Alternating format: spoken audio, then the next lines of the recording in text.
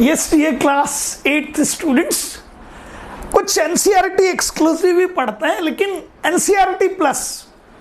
और मैं आज आपको बताऊंगा कि कैसे आपका लेवल जो है ना वो शिफ्ट होता है। बहुत मजा आने वाला है आपको इस linear equation in one variable में। इन जनरल ये क्वेश्चन मैंने पहले लिखा था, फिर मैंने इस वाले हिस्से को चेंज किया, और इसलिए किया कि आप लोगों को पढ़ने में इंटरेस्ट आए। आप लोगों को ये जो मैथ्स के लिए आपने एक टैग लगा रखा ना बोरिंग का, यार उससे मैं बहुत नाराज होता हूँ। अब मुझे बहुत गुस्सा आता है आप लोगों पे। हालांकि आपको बोर नहीं करती है ये मैथमेटिक्स, और करनी भी नहीं चाहिए, और मैं गारंटी से कह सकता हूँ जिसको भी मैथ्स बोर करती है उसकी जिंदगी खराब है। Simply I am joking, try to take the interest, है ना। चलिए, मैंने एक क्वेश्चन दिया आपको। एज ऑफ कमल ये कमल नाम का एक लड़का है। Age of Kamal is 1/3 of his father. जो उसके फादर की एज है, कमल की एज उनसे 1/3 है। एग्रीड? क्लियर हो गया। बहुत सारे तरीकों से कर सकते हैं इसको, अजम्पशन कहीं भी ले सकते हैं। मैं आपको पूरे जो अजम्पशन के दोनों पॉसिबल मेथड्स हैं उनसे डिस्कस करूंगा। अधिकतर क्या होता है कि हम सिंगल मेथड से डिस्कस करते हुए बढ़ते हैं, और वो डेंजरस है क्योंकि उससे आप ब्रॉडन आउट नहीं हो पाते, दिमाग खुल नहीं पाता, आपका लॉजिक डेवलप नहीं हो पाता, फियर फील करते रहते हो हमेशा। यार ऐसे भी हो सकता है क्या, अब कर लो ना उसको यार, और होता है तो करो, नहीं होता है तो ये देखो कि क्यों नहीं हुआ, उसका लॉजिक टटोलो। तो हम दोनों मेथड से इसको ट्राई करेंगे, कौन एडवांटेजियस है कौन डिसएडवांटेजियस है उस पर भी बात करेंगे। ठीक है, तो the age of Kamal is 1/3 of his father and the difference of their ages is, उन दोनों की एज का जो डिफरेंस है वो कितना है, इट इज ऑफ 28 ईयर्स। उन दोनों की एज का जो डिफरेंस है वो कितना है, इट इज 28 ईयर्स। देन तो आपको क्या क्या करना है। अब एक कमाल की चीज है, आपसे पूछा जाता है और अब जाके आपको फील होगा कि कैसे इंटरेस्टिंग बनती हैं चीजें। मैंने ये कलर इसलिए किया है कि ये क्वेश्चन नॉर्मल कैसा है, मींस जब आपको लगेगा अरे यार पढ़ रहे हैं, और अभी आपको लगेगा कोई चैलेंज है, मैं अभी कर देता हूं इसको, है ना। ये डिफरेंस फील करेंगे आप। तो Kamal is eligible to participate for under 19 cricket team at present. क्या कमल जो है वो अंडर 19 क्रिकेट टीम में पार्टिसिपेट कर सकता है, क्या एलिजिबल है क्या?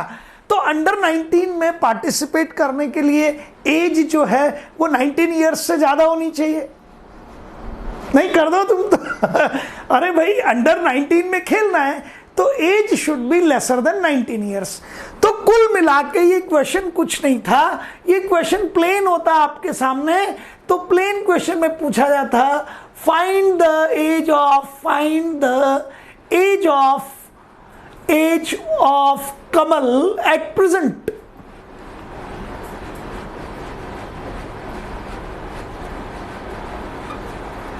अब क्या हुआ, जब मैंने इस क्वेश्चन को चेंज किया, भाई आप एज निकाल लोगे, एज निकलते ही suppose it is coming lesser than 19, तो वो एलिजिबल है पार्टिसिपेट करने के लिए। ठीक है, और यदि एज मोर देन 19 आती है, एलिजिबल नहीं है। ठीक है, ये सिंपल हो गया।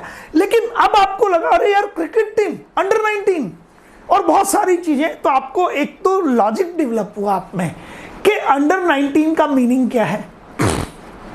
आप सब लोगों ने चीजों को रिलेट करना शुरू किया, मैथमेटिक्स को रिलेट किया किससे, that is related with the wordings, या वर्डिंग्स को रिलेट किया किससे, मैथमेटिक्स से। ठीक है, और age of Kamal and his father of before 5 years, 5 साल पहले उन दोनों की एज कितनी थी। तो दिस इज द क्वेश्चन, मजे से करिए। ठीक है, ये सॉल्यूशन है।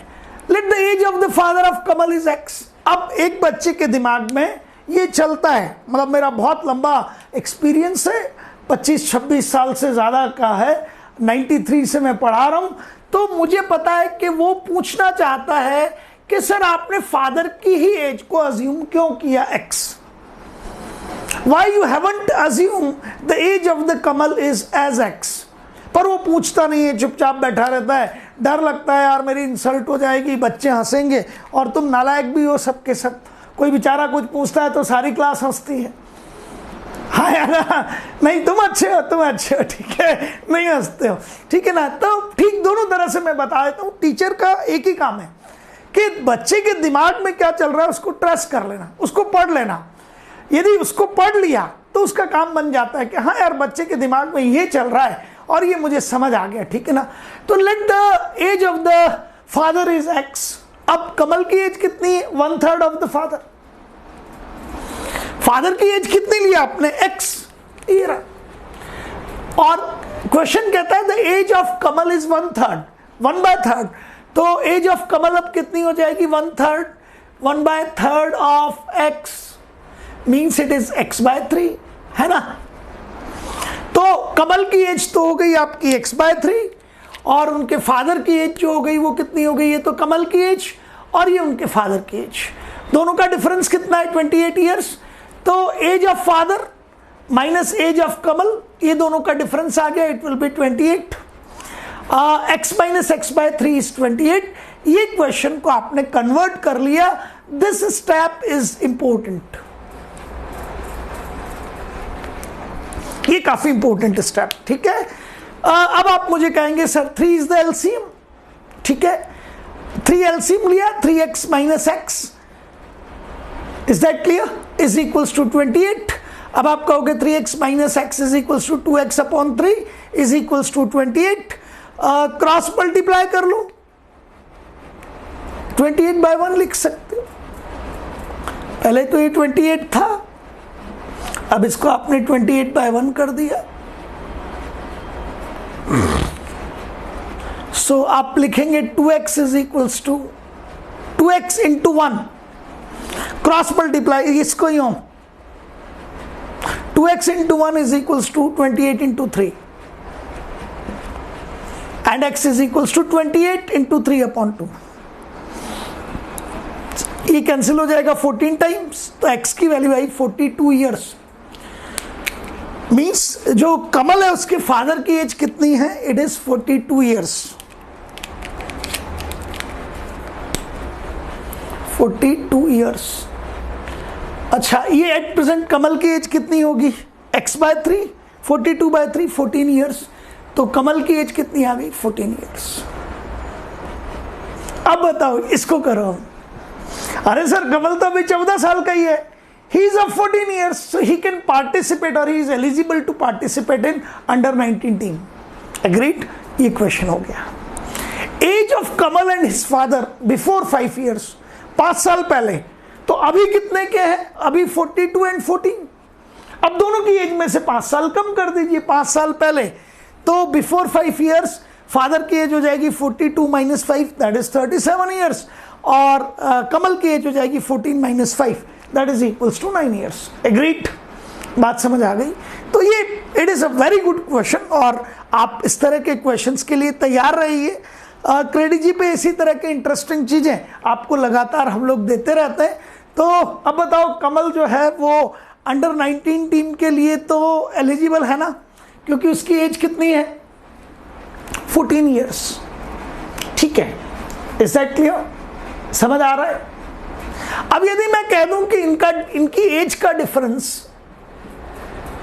If it was of 24 years, तो यहां क्या आता?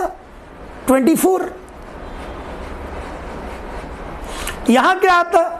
24। यहां भी क्या हो जाता? 24/1। ये हो जाता है 24 इंटू 3। ये हो जाता है 24 इंटू 3/2।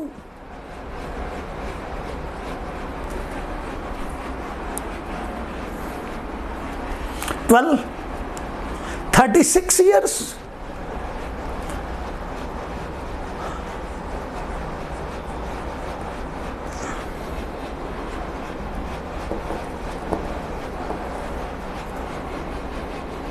एंड अब आप मुझे कहते हैं that it will be 36 divided by 3, it will be 12 years.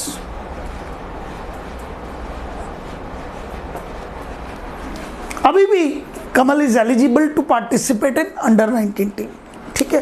तो इस तरह के क्वेश्चंस पर काम करते रहिए। अब चलिए और आपकी बुक से रिलेटेड, एनसीईआरटी से रिलेटेड कुछ क्वेश्चंस हैं। अब इन क्वेश्चंस में इन जनरल सॉल्यूशन के एक से ज्यादा तरीके हैं, ठीक है ना। हाँ यार, एक चीज मैं बताना भूल गया कि इसी को एक और तरीके से कर सकते थे। कितना डिफरेंस था पहले दोनों की एज का, जल्दी बताओ। 28 ईयर्स। यस, वो चीज बहुत इंपॉर्टेंट है, ये लीजिए। How to do it now? Kamal की एज को मान लेते हैं, let the age of Kamal is x।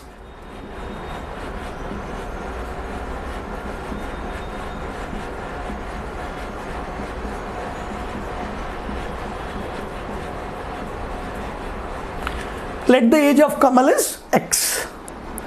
Agreed? ठीक है। अब इधर देखो, कमल की एज फादर की कितनी है? 1/3।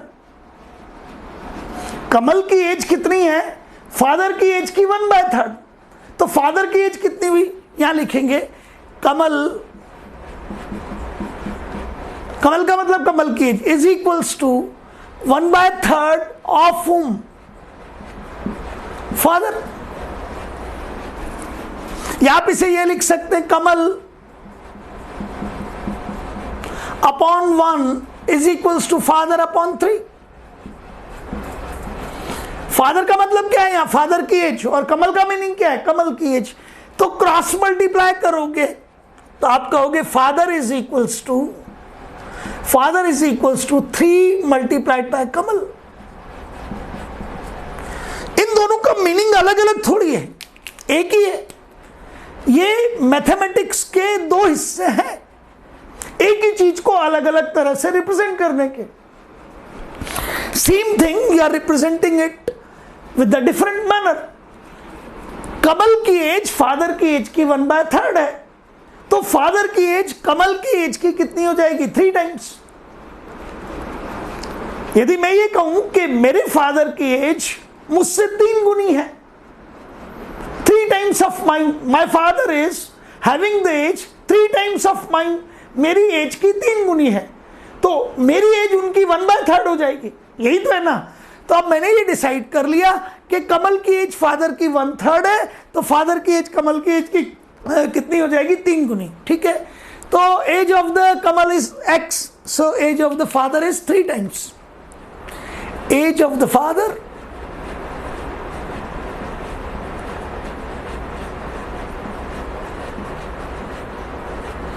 is 3x।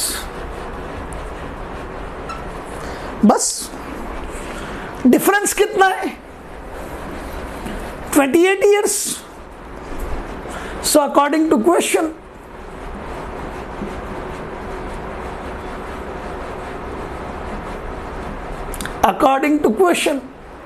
difference of 2 ages। Father की एज कितनी? 3x। फादर की एज कितनी? 3x। कमल की एज कितनी? x। डिफरेंस कितना? 3x minus x। 3x minus x, that will be equals to 28। 3x minus x will be 2x, that will be equals to 28, means x is equals to 14। x किसकी as थी? कमल की। पिछली बार भी answer क्या आया था? 14 years. अभी भी कितना आया? 14 ईयर्स। और 14 ईयर्स है तो एलिजिबल है अंडर 19 खेलने के लिए। अच्छा, फादर की एज कितनी? 3 into x, so 3 into 14, that will be 42 years. तो अब कहेंगे फादर की एज कितनी हो गई? Father he is of 42 years and Kamal he is of 3 years। अब ये कह रहा है बिफोर 5 years, उसको भी खत्म कर दी।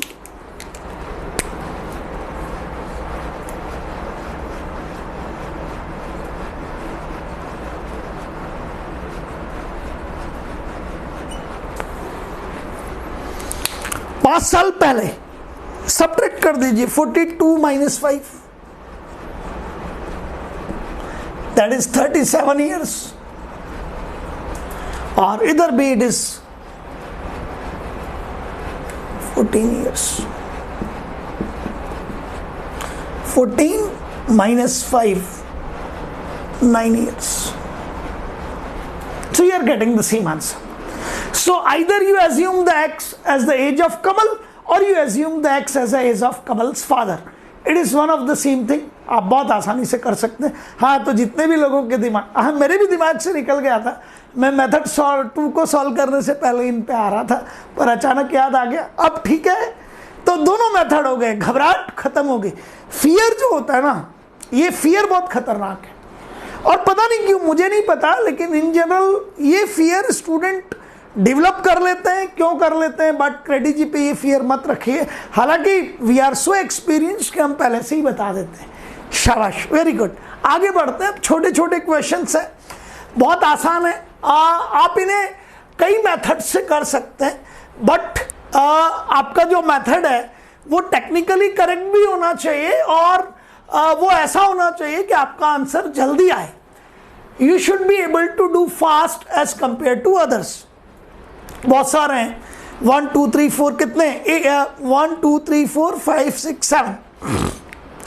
जैसे मैं आपसे बात करूं, that is 7th question, solution of 7th. Transportation है कुछ नहीं. These are very simple, simply transport करना है. तो what I am saying that 7th question में क्या चल रहा है बताओ. तो आप मुझे जवाब दोगे sir 4x + 5/9. 4x + 5/9 it is equals to 1/3. Solution 7th इधर आ जाएंगे.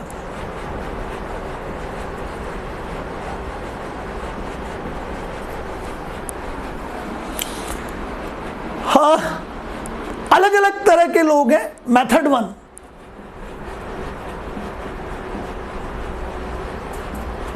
This is a good method. चूंकि आपके पास ये पूरी एक सिंगल टर्म है, 4x + 5/9 is equals to 1/3. Cross multiply करो,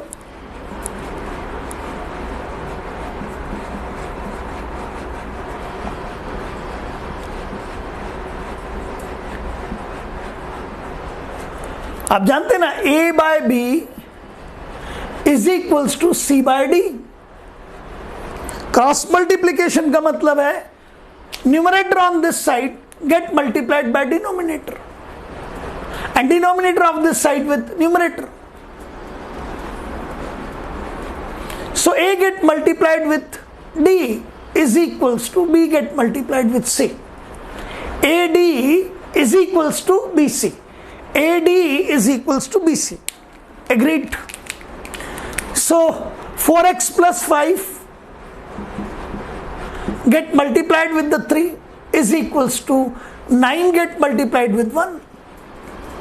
So it comes to be as 4x + 5 into 3 is equals to 9. Agreed? 4x + 5 into 3 is equals to 9. Distributive property use करो.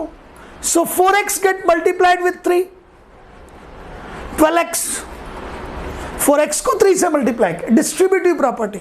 5 multiplied by 3, 15 is equals to 9. 12x is equals to transport करो, +15 इधर जाएगा, तो +15 minus हो जाएगा, 9 - 15.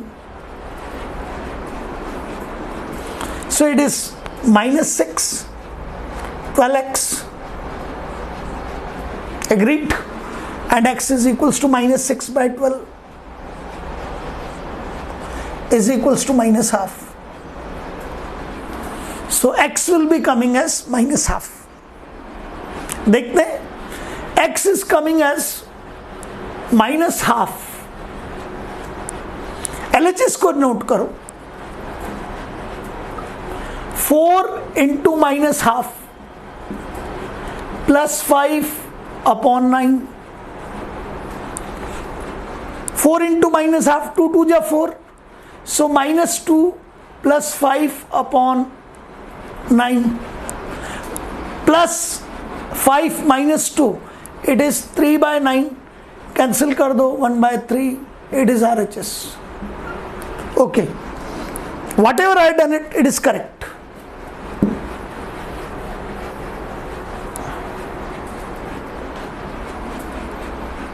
कई लोग थोड़ा सा चेंज करते हैं, कई लोग थोड़ा सा चेंज करते हैं, अभी वो काम कर सकते हैं. You know a property that a plus b upon c, a plus b upon c can be written as a plus b whole divided by c. A plus b whole divided by c can be written as a plus b whole divided by c. It will be equals to a by c plus b by c. Agreed? So 4x plus 5 upon 9 can be written as 4x upon 9 plus 5 by 9 is equals to 1 by 3. Agreed? Reshuffle करो. 4x upon 9 is equals to 1 by 3 minus 5 by 9. LCM ले लीजिए. 9, it is 3 minus 5 by 9. That is equals to minus 2 upon 9. That is 4x by 9.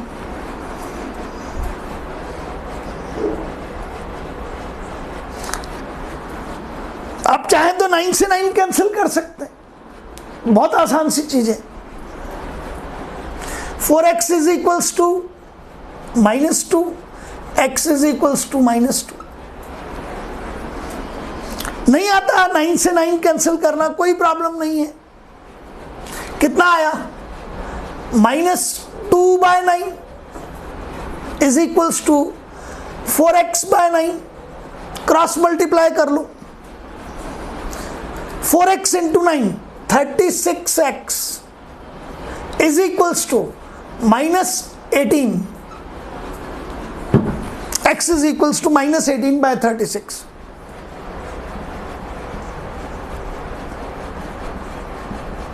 Minus half. So many methods. It depends on to you that how fast you are in cross multiplication, how fast you are in transportation. ठीक है, एक और question है, सारे कर लीजिएगा. Number 1,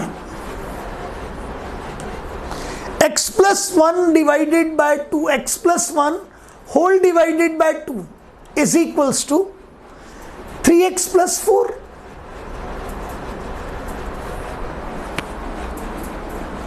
You can say it that x plus 1 whole divided by 2 is equals to 3x plus 4 divided by 1. Go for the cross multiplication. So x plus 1 get multiplied with 1 and 2 get multiplied with 3x plus 4. So 2 get multiplied with 3x plus 4, x plus 1 get multiplied with 1. So it is x plus 1 into 1 is equals to 2 get multiplied with 3x plus 4. You can get it to be as x plus 1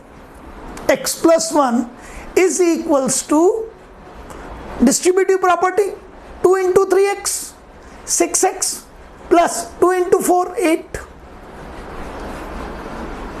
Agreed? Reshuffle कर लो. x minus 6x is equals to 8 minus 1. That will be 7 and it is minus 5x. So x is equals to 7 divided by minus 5 or it is minus 7 by 5. Same you can do here. You go for fourth.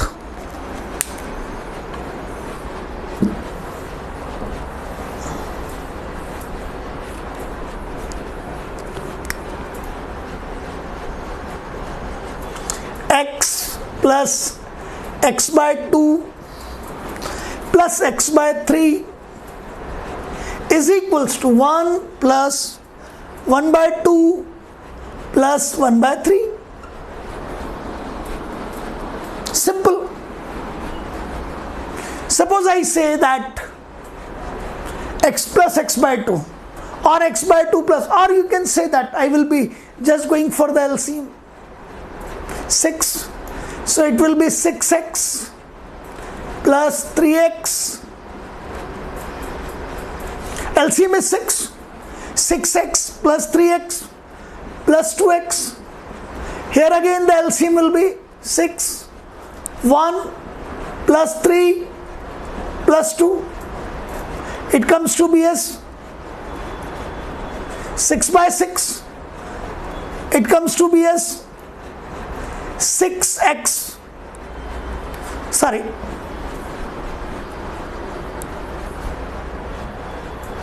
6 plus 3 plus 2. It is 11 divided by 6. 6 plus 3, 9 and 2, 11x divided by 6. Multiply कर लो. It is cross multiply. वैसे तो 6 से 6 और 11 से 11 cancel करके x equals to 1 आ जाएगा, but 11x multiplied by 6 is equals to 11 multiplied by 6. So x will be equals to 11 into 6 bracket में डिवाइडेड बाय 11 इंटू 6. ऊपर भी 66, नीचे भी 66, and you will get it as well. You go for the practice. Huge number of questions are there. You go for the practice, and wherever you are not able to do, send the question to us. Thank you.